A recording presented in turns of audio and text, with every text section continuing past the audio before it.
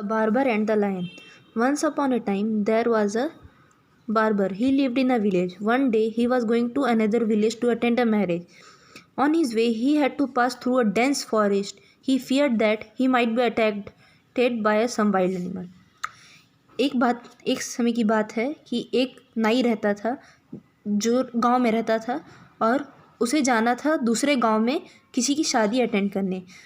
तो उसके रास्ते में उसको एक बहुत घने जंगल से पास होना था जिसका उसको डर था कि कोई जंगली जानवर उसके ऊपर अटैक ना कर दे। As he entered the forest his fear came true. A fiery lion appeared before him.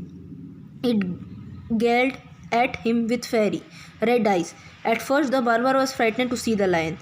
Then he gathered some courage and said, "So you are here, and I have been looking for you all over the forest." जैसे ही वो जंगल में enter किया उसका जो डर था वो सच हो गया। एक खूंखार जंगली लायन उसके सामने आ गया, वो भी लाल आँखों के साथ। और बार्बर जो था वो डर गया पहले तो, पर उसने थोड़ी सी हिम्मत इकट्ठा की और उसको बोला, अच्छा तुम आ गए, मैं तुमको पूरे जंगल में ढूंढ रहा था। The lion was surprised at the barber's courage. He was also frightened to hear his word. He asked, "What do you want from me?" The barber replied, "The king was ordered me to fetch him 2 lions. I have already caught one, and you will most probably be the another one." इसका मतलब है जो lion था वो surprise हो गया barber की करेज को देख के, हिम्मत को देखकर। He was also frightened to hear his words. वो उसकी बातें सुनकर डर रहा था।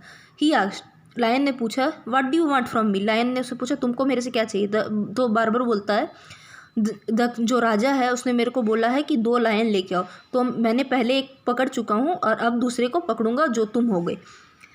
Saying this, he took out a mirror from his bag and held it before the lion. The lion saw his own image in the mirror. He assumed it to be the another lion. Now he was very scared of the barber, so he ran away from there as fast as he could to save his life. तो इसका मतलब है जो नाई था उसने अपने bag से मिरर निकाला, शीशा निकाला और लायन के सामने रख दिया। तो लायन को उसको अपना चेहरा दिखाने में तो उसने सोचा